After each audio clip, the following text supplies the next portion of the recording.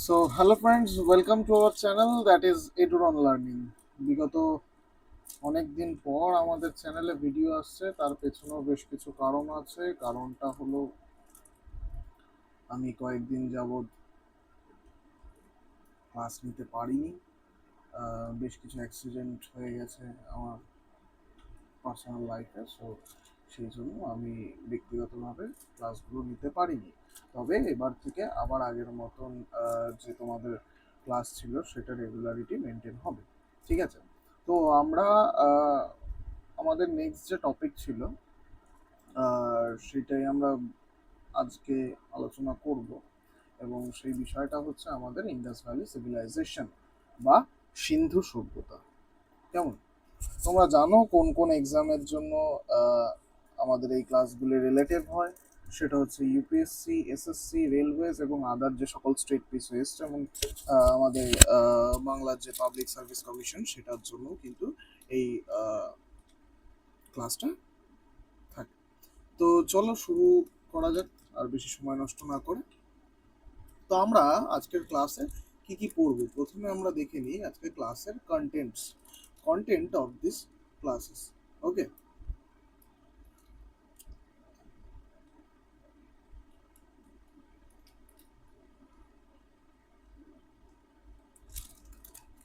তো প্রথম পয়েন্ট আমাদের থাকবে হচ্ছে ইন্ট্রোডাকশন অ্যান্ড ডিসকভারি। অর্থাৎ এই চ্যাপ্টারটার ইন্ট্রোডাকশন থাকবে এবং ডিসকভারি থাকবে। আচ্ছা, এখানে বলেছে যে হরপ্পান সিভিলাইজেশন ওভারভিউ, অর্থাৎ হরপ্পা সিভিলাইজেশনের বা হরপ্পা সভ্যতার ওভারভিউ সম্পর্কে, এবং এছাড়াও সিগনিফিকেন্স অফ হরপ্পান সিভিলাইজেশন। পরেরটা পড়বো হচ্ছে chronology and extent, chief praises and geographical spread. তিনটি যে বিভাজন, অর্থাৎ আমরা যে হরপ্পা সভ্যতার যে তিনটি ভাগ, তিনটি যে টাইম পিরিয়ড সম্পর্কে পড়ব, এবং এছাড়াও এর জিওগ্রাফিক্যাল স্প্রেড অর্থাৎ ভৌগোলিক বিস্তার সম্পর্কেও আমরা আলোচনা করব।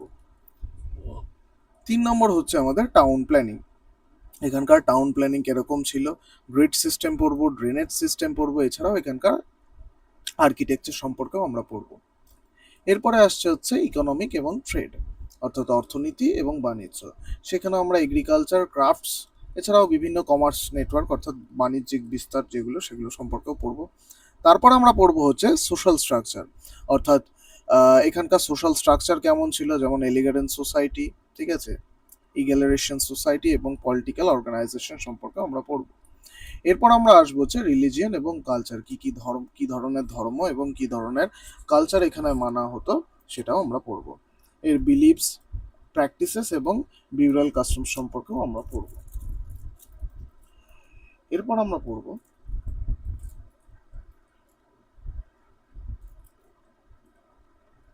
আর্ট, সিলস এবং স্ক্রিপ্ট, ঠিক আছে, এখানকার ব্রোঞ্জ ওয়ার্ক, এছাড়াও আনডিপিক্টেড রাইটিং সিস্টেম, এগুলো সম্পর্কেও আমরা পড়বো।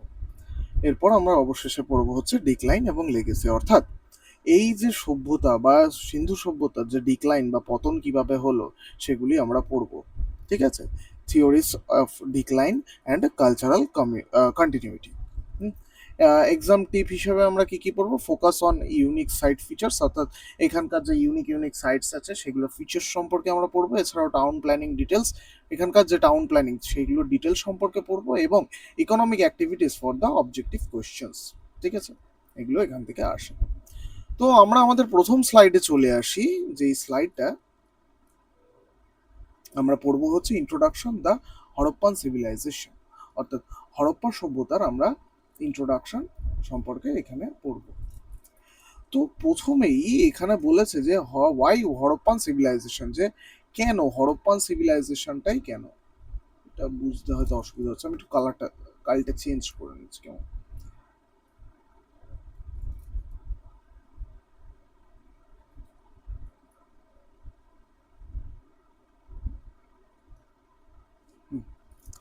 তো বলেছে যে ওয়াই হরপ্পান সিভিলাইজেশন, কেন হরপ্পান সিভিলাইজেশন, বলেছে the civilisation is called Harappan, এই সভ্যতাটাকে হরপ্পা বলা হয়, because of the first sight of the archaeological remains was discovered at Harappa, অর্থাৎ মডার্ন ওয়েস্ট পাঞ্জাব এবং পাকিস্তান।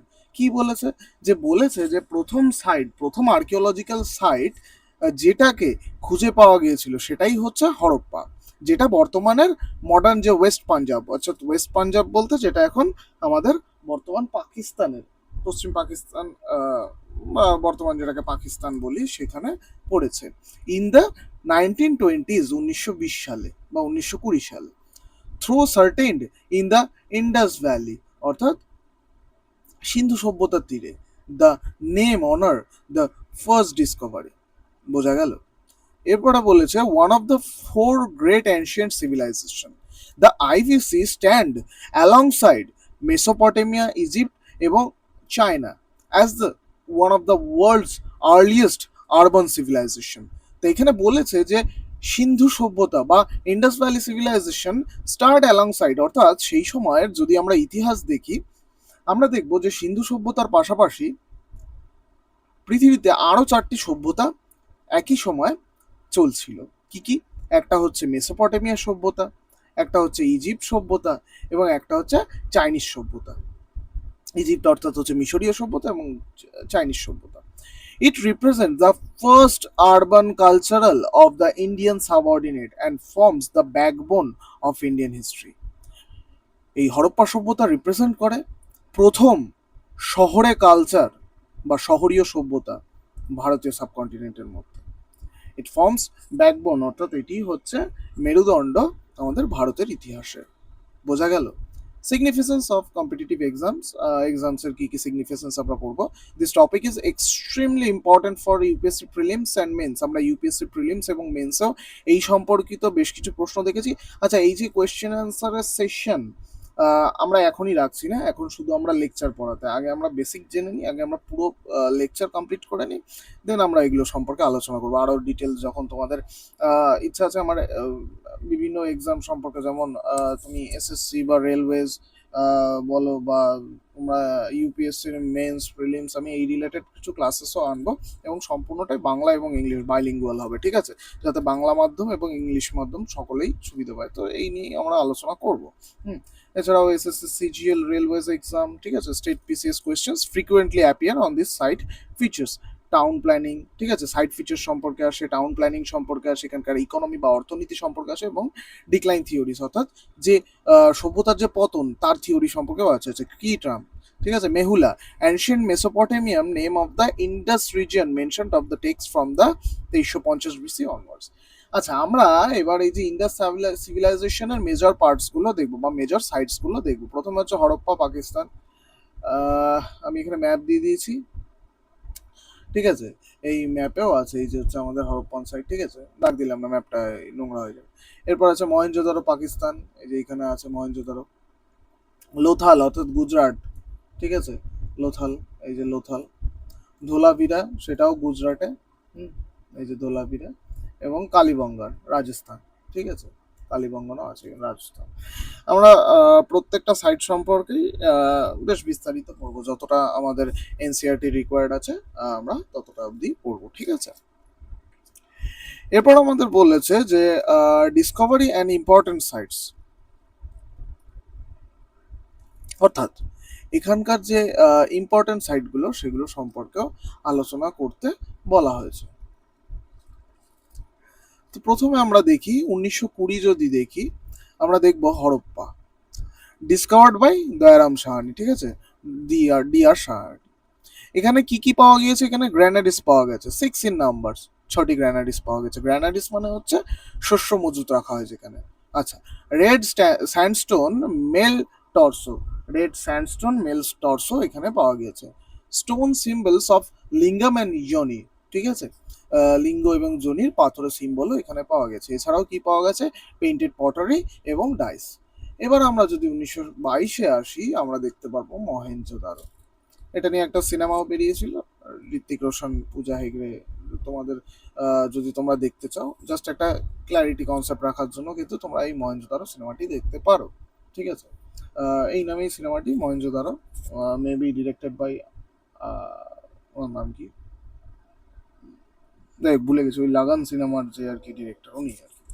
যাই হোক, তোমরা অবশ্যই দেখো সিনেমাটি, কিন্তু হ্যাঁ, সিনেমা দেখে কেউ কিন্তু কখনো ইতিহাস বুঝতে যেও না। সিনেমাটি জাস্ট কিছুটা ক্লিয়ার করার জন্য এবং মানে ইন্টারেস্ট আনার জন্যই কিন্তু সিনেমাটি দেখো, সিনেমা দেখে আবার সিনেমার তথ্য দেখে ইতিহাস জানতে চাস না, ইতিহাস জানার জন্য আমার ক্লাস আছে।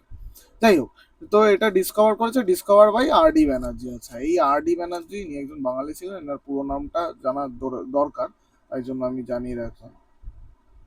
এনার পুরো নাম হচ্ছে রাখাল দাস ব্যানার্জি, ঠিক আছে। আর ডি ব্যানার্জি, যাকে আমরা রাখাল দাস ব্যানার্জি বা রাখাল দাস বন্দ্যোপাধ্যায় বলা হয়। আচ্ছা, largest site of RBC, IVC. তো মহেঞ্জোদারো হচ্ছে ইন্ডাস ভ্যালি সিভিলাইজেশনের লার্জেস্ট সাইট। কেমন? গ্রেট বাথ কিন্তু এখানেই পাওয়া গেছে, লার্জেস্ট বিল্ডিং, ঠিক আছে। এছাড়াও গ্রেট গ্র্যানারিও পাওয়া গেছে, বৃহৎ শস্য ভান্ডার পাওয়া গেছে, এছাড়াও পশুপতি শিল এবং ড্যান্সিং গার্লের মূর্তিও পাওয়া গেছে। আর কি পাওয়া গেছে? পোস্ট ক্রিমিশনস বিউরিয়াল, এইটাও পাওয়া গেছে। এবার আমরা যদি সাল 1953-তে সোজা চলে আসি, এবার আমরা দেখবো হচ্ছে বিখ্যাত জায়গা লোথাল, ডিসকভার্ড বাই S.R. রাও। হুম, এখানে পাওয়া গেছে ডকইয়ার্ড, নেভেল ট্রেড। কেমন? এই ডকইয়ার্ডের মানে হচ্ছে বন্দর আর কি, তো নাবিকরা এখানে বাণিজ্য করতো, নেভেল ট্রেড। এছাড়াও রাইস হাস্ক ফান্ড পাওয়া গিয়েছে। এছাড়াও ডবল বিউরিয়াল, মেল এবং ফিমেল, তো অর্থাৎ এটা দ্বারা বোঝা যায় যে স্বামী স্ত্রীকে একত্রিত করে একটা কবরে রাখা হয়েছিল, ঠিক আছে। আর পাওয়া গিয়েছিল বিট ফ্যাক্টরি, টেরাকোটা টয়েস, ঠিক আছে, টেরাকোটার খেলনা এবং বিট ফ্যাক্টরিও পাওয়া গেছে। আচ্ছা, ক্রিমেশন সাইটও পাওয়া গিয়েছে। আচ্ছা, এবার যদি আমরা আসি সাল 1985-তে, তখন আমরা এখানে ধোলাভিরা দেখতে পারবো। এই ধোলাভিরাকে discover by R Bisht, unique water system, এখানে এক ইউনিক ওয়াটার সিস্টেম দেখা গিয়েছে। অনলি সাইট উইথ 3 ডিভিশনস, ঠিক আছে, এই একমাত্র সাইট যেটা 3টি ভাগে দেখা গিয়েছে, এটা সম্পর্কে আমরা পড়বো। স্ট্রম ওয়াটার ড্রেনেজ, ঠিক আছে, এখানে জলের ড্রেনেজ ব্যবস্থা সম্পর্কে দেখা গিয়েছে। এছাড়াও মেগালিথ স্টোন সার্কেলও এখানে দেখা গিয়েছে। আর সাইনবোর্ড উইথ 10 ক্যারেক্টার্স, কি জিনিস সব আমরা জানবো। আচ্ছা, কালীবঙ্গনের এখানে সাল মেনশন করা হয়নি, ডিসকভার করেছে এই ঘোষ, ঠিক আছে। ক্লাউডেড ফিল্ড সারফেস, ঠিক আছে, শস্য ক্ষেত পাওয়া গিয়েছে। ফায়ার অল্টার্স রিচুয়ালস, এটা একটা নিয়মের মধ্যে পড়ে, ফায়ার অল্টার্স। আচ্ছা, ব্যাঙ্গেল ফ্যাক্টরি, চুরি বা বালার যে ফ্যাক্টরি তৈরি হওয়া, সেগুলো পাওয়া গেছে। ক্যামেল বোনস ফাউন্ড, এখানে কিন্তু উটের হাড়ের খোঁজ পাওয়া গেছে। এছাড়াও উডেন প্লাউ এভিডেন্স, অর্থাৎ কাঠের যে লাঙল, তার লাঙল পাওয়া গেছে। এবার আমরা পড়বো 1931-এর Chanhudaro, discovered by N.G. Majumdar. হুম, বিড মেকিং ফ্যাক্টরি, আর একটা আমরা বিড মেকিং ফ্যাক্টরি কোথায় পেয়েছি মনে আছে? লোথালে। আর একটা কোথায় পেলাম? চানহুদারোতে। আচ্ছা, আর কি কি পাওয়া গেছে? ইঙ্ক পট, লিপস্টিক ফাউন্ড, ঠিক আছে। ইঙ্ক পট অর্থাৎ কালির পাত্র, এবং মেয়েরা যে লিপস্টিক পরে সেই লিপস্টিকও কিন্তু এখানে পাওয়া গিয়েছে। আচ্ছা, আর কি পাওয়া গেছে? আর এখানে বলেছে যে নো সিটাডেল, এখানে কিন্তু কোনো সিটাডেল নেই, এটা কিন্তু একটা ইউনিক। আর হচ্ছে ব্রোঞ্জ খেলনা কার্ট, অর্থাৎ ব্রোঞ্জের যে খেলনা কি বলে গাড়িগুলো, সেগুলোও পাওয়া গিয়েছে, ঠিক আছে। ডগস পাও ইমপ্রিন্ট ইন দ্য ব্রিক্স। আচ্ছা, ইটে কিন্তু কুকুরের পায়ের ছাপও পাওয়া গিয়েছে। একটা জাস্ট মেমোরি ট্রিক দেখা আছে, পড়ে নিও, ঠিক আছে। আচ্ছা, এবার আমরা আসি হচ্ছে ক্রোনোলজিক্যাল ফ্রেজেস, অর্থাৎ এই যে হরপ্পার, এটা ক্রোনোলজিক্যাল ফেজগুলো কিরকম ছিল, বা মানে কোন সময়কাল থেকে আমরা কোন সময়কালকে এর ক্রোনোলজিক্যাল ফেজ হিসেবে বলতে পারি, আমরা সেটা নিয়ে আলোচনা করব। কেমন? তো এখানে বলেছে early Harappan phase. Early Harappan ফেজটা কত? 3300 থেকে 2600 বিসি। তো আমরা যদি একটা এরকম সিঙ্গেল লাইন টানি, তো আমি মনে করছি বিসি যদি হয় 2600 থেকে, এখানে আসছে হচ্ছে 3300 থেকে 2600, এটা হবে হচ্ছে আর্লি হারাপ্পান ফেজ, ঠিক আছে। 2600 থেকে এবার 1900 যদি হয়, ঠিক আছে, এগুলো সব কিন্তু বিসি মাথায় রাখে। এটা হচ্ছে ম্যাচিওর হরপ্পান ফেজ। এরপরে যেটা পরবর্তী, যেটা 1300 পর্যন্ত, এটাকে আমরা বলবো ল্যাটার হরপ্পান ফেজ বা পরবর্তী হরপ্পা যুগ। তো আমরা পড়ি যে আর্লিন হরপ্পান ফেজে কি কি আছে? ফরমেশন অফ আর্লি সেটেলমেন্টস, এখানে কিছু আর্লি সেটেলমেন্টস এর ফরমেশন করা হয়। আর কি আছে, এগ্রিকালচারাল প্র্যাকটিসেস ডেভেলপমেন্ট, অর্থাৎ চাষবাস যে করা হতো, কৃষিকাজ অনেক ডেভেলপড হয়ে গেছে। আর হচ্ছে ট্রেড কন্ট্যাক্টস এস্টাবলিশড, এখান থেকেই কিন্তু বাণিজ্যিকরণের সূচনা হলো। এরপরে আমরা আসি হচ্ছে ম্যাচিওর হরপ্পান ফ্রেজে, যেটার সময়কাল হচ্ছে 2600 থেকে 1900 বিসি। এটাই হচ্ছে পিক পিরিয়ড হিসেবে বলা হয়, মেজর সিটিজ ডেভেলপড হয় কিন্তু এই সময়। ঠিক আছে, এরপর আসে হচ্ছে অ্যাডভান্স টাউন প্ল্যানিং, অর্থাৎ উন্নত পরিমাণের যে টাউন প্ল্যানিং এই সময় করা হয়। এছাড়াও যে ড্রেনেজ সিস্টেমের আমরা কথা জানতে পাই, এই ড্রেনেজ সিস্টেমও কিন্তু এই সময়কারই। এরপর আমরা আসবো হচ্ছে স্ট্যান্ডার্ডাইজড ওয়েটস অ্যান্ড মেজার্স, এবং এই সময়কাল থেকেই প্রপার যে ওয়েট মানে ওজনের যে ব্যাপারটা আছে, ঠিক আছে, যে ওজনের মাধ্যমে যে বিনিময়, সে ওয়েটগুলো কিন্তু এই সময় করা হতো। এর আগে অবধিও আমরা দেখতাম কি করা হতো, এর আগে অবধিও আমাদের বিনিময় প্রথা বা বার্টার সিস্টেম, ঠিক আছে। এরপরে কিন্তু এবার ওয়েটসের একটা মেজারমেন্ট আসছে। আচ্ছা, এক্সটেন্সিভ ট্রেড নেটওয়ার্কস, ঠিক আছে, প্রচুর পরিমাণে ট্রেড নেটওয়ার্কস আরও বাড়তে থাকে। এর পরবর্তীতে আমরা দেখব লেট হরপ্পান ফেজ। এই সময় হলো হচ্ছে ডিক্লাইন অফ আরবান সেন্টার্স, অর্থাৎ শহরীকরণের যে এরপর ডিক্লাইন বা পতন হওয়া কিন্তু শুরু হলো। এরপর আসে শিফট ইন সেটেলমেন্ট প্যাটার্নস, ঠিক আছে, সেটেলমেন্ট প্যাটার্নস শিফট হতে থাকলো এবং ইস্টওয়ার্ড মাইগ্রেশন টু গঙ্গা বেসিন, অর্থাৎ আমরা যদি গঙ্গা বেসিন দেখি, গঙ্গা বেসিন থেকে আরো পূর্বের দিকে মাইগ্রেশন হতে থাকলো। কেমন? আচ্ছা, এবার আমরা যেটা পড়বো সেটা হচ্ছে টাউন প্ল্যানিং। এখানকার টাউন প্ল্যানিং কিরকম ছিল সে সম্পর্কে আমরা বিস্তারিত জানবো।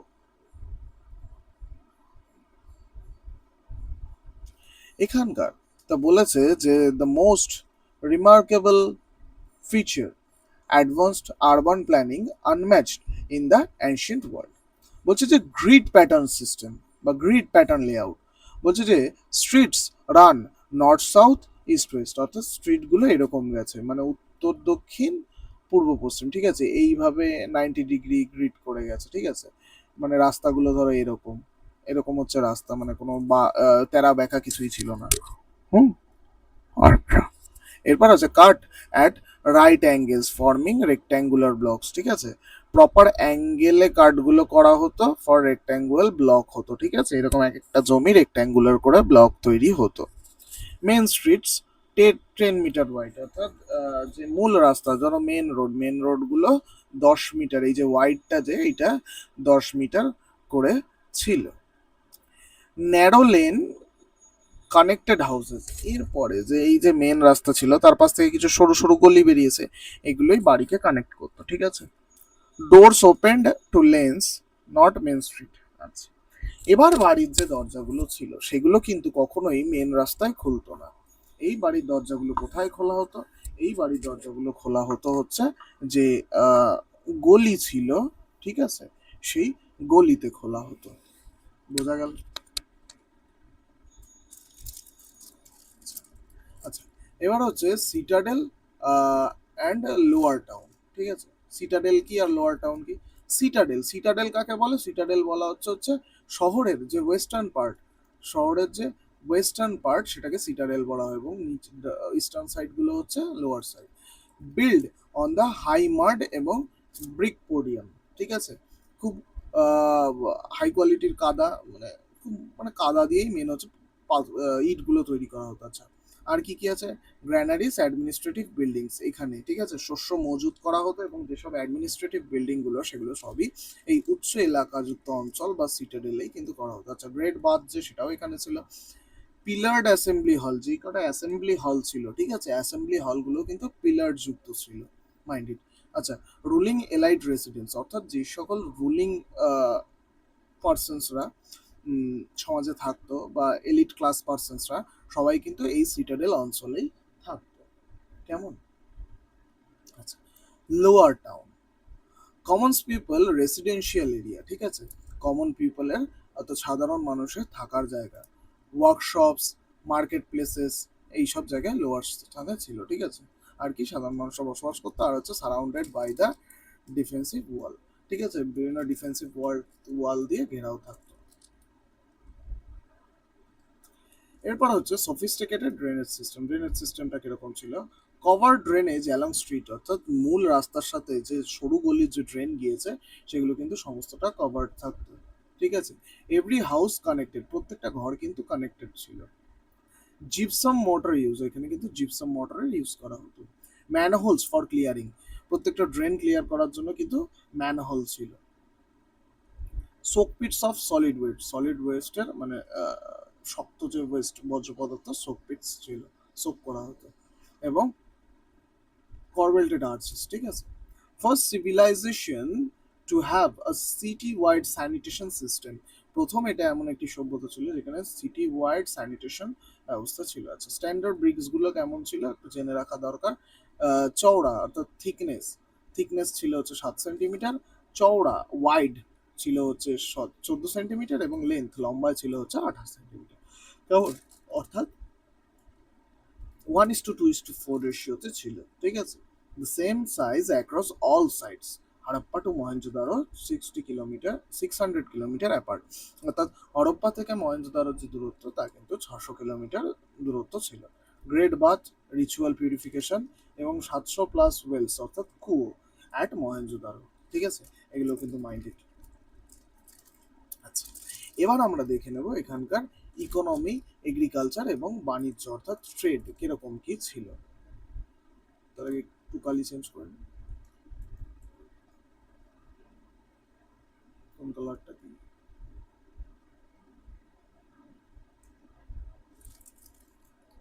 আচ্ছা, ইকোনমি, এগ্রিকালচার এবং ট্রেড কিরকম ছিল, প্রথমে আমরা এগ্রিকালচার দেখি। ক্রপস গ্রোন, কি কি ক্রপস এই সময় গ্রোন করা হতো বা কি কি শস্য এই সময় চাষ করা হতো।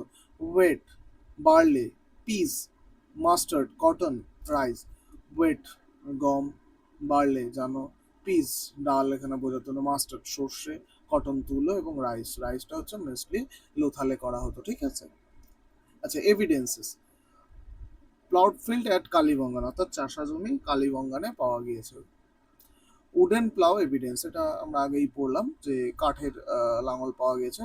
রাইস হাস্ক অ্যাট লোথাল, অর্থাৎ লোথালে কিন্তু রাইস হাস্ক পাওয়া গেছে। ইরিগেশন সিস্টেমস, এখানকে ইরিগেশন সিস্টেমও আছে। এগ্রিকালচারের পরে আমরা এবার দেখে নেব অ্যানিম্যাল হাজবেন্ড্রি, অ্যানিম্যাল হাজবেন্ড্রিতে এই সময়কার কিরকম ছিল আমরা দেখে নিই। তো প্রথমে হচ্ছে ডোমেস্টিকেটেড অ্যানিমেলস, তো আমরা যেটা ডোমেস্টিকেটেড, ঠিক আছে, গৃহপালিত পশু যেটা আমরা দেখবো ক্যাটেল, ঠিক আছে, শিপ, গোট, ক্যামেলস মানে উট, জানো এগুলো আমি এত বললাম না, বাফেলো, ঠিক আছে, এলিফ্যান্ট, হাতি, ডগ এবং ক্যাট, কুকুর, বিড়াল। ইউজেস, এগুলো কি কি কাজে ইউজেস করা হতো। আচ্ছা, এগ্রিকালচার এবং ট্রান্সপোর্টের ক্ষেত্রে কিন্তু এই পশুদের ব্যবহার করা হতো।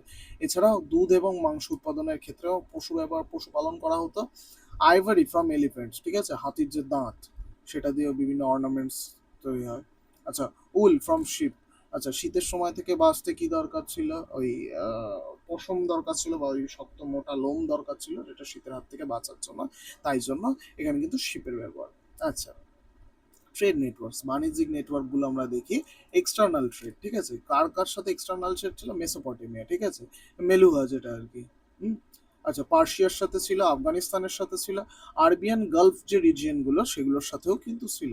এছাড়াও সেন্ট্রাল এশিয়ার সাথেও আমাদের বাণিজ্যিক যোগাযোগ ছিল। ক্রাফটস এবং ইন্ডাস্ট্রি সম্পর্কে যদি আমরা পড়ি, এখানে প্রথমে আমরা দেখবো পটারি, ওয়েল মেড অর্থাৎ চাকা, ঠিক আছে, ওয়েল মেড পেইন্টেড ডিজাইনস, বিড মেকিং, কার্নেলিয়ান, ল্যাপিস লাজুরি, অ্যাগেট, ঠিক আছে, এই সব জিনিসগুলো লাপিস লাজুলি পাথর, অ্যাগেট এবং কার্নেলিয়ান পাওয়া গিয়েছিল। শেল ওয়ার্কস, ব্যাঙ্গেলস, পেন্ডেন্টস, রিং, অর্থাৎ ব্যাঙ্গেল, বালা, পেন্ডেন্ট যে রিং, এগুলো কিন্তু তৈরি হতো। তো এগুলো আমরা প্রমাণ পেয়েছি। মেটালার্জি, মেটালার্জি হিসেবে কপার, ব্রোঞ্জ, গোল্ড, সিলভার, এগুলো পাওয়া গেছে, ঠিক আছে। আচ্ছা, ওয়েটস এবং মেজার্স কিভাবে কি ছিল, বাইনারি সিস্টেম, ঠিক আছে। বাইনারি সিস্টেমে হচ্ছে ওয়েটস ইন রেশিও 1:2:4:8:16:32:64, 128:256 এইভাবে কিন্তু ছিল। আচ্ছা, বেস ওয়েট কি, 13.6 গ্রাম, সিমিলার টু শ্রেন, ঠিক আছে। মেজার্স, মেজার্স হচ্ছে cubic stones weight found at all sides, ঠিক আছে, কিউবিক যে স্টোন মানে কিউব আকৃতি যে পাথর পাওয়া গেছিল সেই সময়টা পাওয়া গেছিল। আচ্ছা, লোথাল, এক্সাম ফোকাস কিছু জিনিস, যে Lothal, dockyard plus rice, Kalibangan প্লাউডেড field, এগুলো একটু দেখে নিও। চানহুদারা হচ্ছে বিট ফ্যাক্টরি, সুরকোটোটায় হচ্ছে হর্স রিমেনিংস, ঠিক আছে। এবার আমরা দেখবো হচ্ছে social structure of political organisation, অর্থাৎ পলিটিক্যাল অর্গানাইজেশনের সোশ্যাল স্ট্রাকচারসগুলি কিরকম কি ছিল। ঠিক আছে, তো egalitarian society, sorry egalitarian society, egalitarian society কি সেটা আমরা দেখি একটু। আর কোনো কালার নেই অবশ্য, এই কালারটা একটু দেখি, যদিও ইউজেবল মেবি। ঠিক আছে চলো। আচ্ছা, নো এক্সট্রিম ক্লাস ডিস্টিংশন, ঠিক আছে। Unlike Egypt or Mesopotamia, houses shows relative similar standards, ঠিক আছে, স্ট্যান্ডার্ড রিলেটেড দেখা গেছে। No evidence of the caste system, এখানে কিন্তু বর্ণ প্রথা পাওয়া যায়নি। Caste system emerge later in Vedic period, ঠিক আছে, মানে বৈদিক পিরিয়ডের পরেই এগুলো আর কি দেখা গেছে। নো এভিডেন্স অফ স্লেভারি, স্লেভারিরও কিন্তু কোনো এভিডেন্স পাওয়া যায়। No slaves quarter or force labour evidence in found, কোনো মানে জোর করে যে লেবার বানানো এগুলোর কিন্তু আমরা প্রমাণ পাইনি। নো স্ট্যান্ডিং আর্মি, কোনো স্ট্যান্ডিং আর্মি কিন্তু ছিল না। ফিউ ওয়েপন্স ফাউন্ড, কিছু তোমার কি বলে ওয়েপন্স, মানে কি বলে ওয়েপন্স এর বাংলা, মানে অস্ত্র, অস্ত্র, অস্ত্র আর কি বলবো, আর ভুলে গেছি। যাই হোক, অস্ত্র, অস্ত্র আর কি পাওয়া গিয়েছিল। তো পিসফুল সিভিলাইজেশন, ঠিক আছে, এখানে শান্তিপূর্ণ সিভিলাইজেশন। আচ্ছা, এরপর আমরা যদি এদিকে দেখি পলিটিক্যাল অর্গানাইজেশন, সেগুলো সম্পর্কে দেখবো। সেন্ট্রালাইজ অথরিটি, এখানে কি সেন্ট্রালাইজ অথরিটি ছিল? Evidence suggest some from the centralise planning, evidence কিন্তু তাই বলছে। স্ট্যান্ডার্ড ব্রিক অ্যাক্রস 600+ কিলোমিটার, ঠিক আছে, uniform weights and measures, similar town planning at all sites, অর্থাৎ এর দ্বারা বোঝা যায় যে সেন্ট্রালাইজ অথরিটি ছিল। আমরা যদি কোনো একটা জায়গায় 600 কিলোমিটার পর্যন্ত একই জিনিসপত্র দেখি, ঠিক আছে, বা যদি আরো অন্যান্য কিছু এমন কিছু দেখি যে যেটা সব জায়গায় সিমিলার, তাহলে আমরা সেই থেকে একটা আন্দাজ করছি যে এটা সেন্ট্রালাইজ প্রসেস ছিল। আমরা জাস্ট অনুমান করেছি, ঠিক আছে, সবটাই কিন্তু আনুমানিক ওয়েতে। আচ্ছা, সমাজে এবার মহিলাদের স্ট্যাটাস কি ছিল? Status of women, material elements of the religion mother goddess, আমরা কিন্তু ওয়ার্শিপ করতাম বা পুজো পাঠ করতাম মাদার গডেস, অর্থাৎ মাতৃ প্রতিমাকে, ঠিক আছে। Women depicts with jewellery in art, jewellery আর্টের মধ্যে যে, ঠিক আছে। Dancing girl sculpture shows confidence, যে ড্যান্সিং গার্লের আমরা যে স্কাল্পচার পেয়েছি সেটা কনফিডেন্সের শো করে। Family organisation were strong, family কিন্তু খুব স্ট্রং ছিল। নো মনুমেন্টাল প্লেসেস, ঠিক আছে, এখানে কিন্তু কোনো মনুমেন্টাল প্লেসেস ছিল না। Unlike Egypt or Mesopotamia, no royal palaces or temples found, কোনো রয়্যাল প্লেস, কোনো রাজকীয় স্থান বা কোনো মন্দির কিন্তু আমরা খোঁজ পাইনি। Suggested decentralised governance or rules lived in the citadel, not proven, ঠিক আছে, এগুলো কিন্তু প্রুফ পাওয়া যায়নি। মার্চেন্ট অলিগেসি পসিবল হতে পারে। আচ্ছা, এখানে কি কি টাউন প্ল্যানিং দেখলাম, ড্রেনেজ মেনটেন্যান্স দেখলাম, স্ট্যান্ডার্ড ওয়েট সম্পর্কে আমরা দেখলাম, এছাড়াও গ্রানারি ম্যানেজমেন্ট সম্পর্কে দেখলাম, যেটা সিভিক অ্যাডমিনিস্ট্রেশন, ঠিক আছে। কি ইনসাইটস আছে হচ্ছে, IVC was remarkable allegation evolution compared to the contemporary civilization, the absence of the places, temples, and extreme class distinction suggest a unique social organization forced collective welfare rather than ruler glorification. ওকে, এবার আমরা যেটা পড়বো সেটা হচ্ছে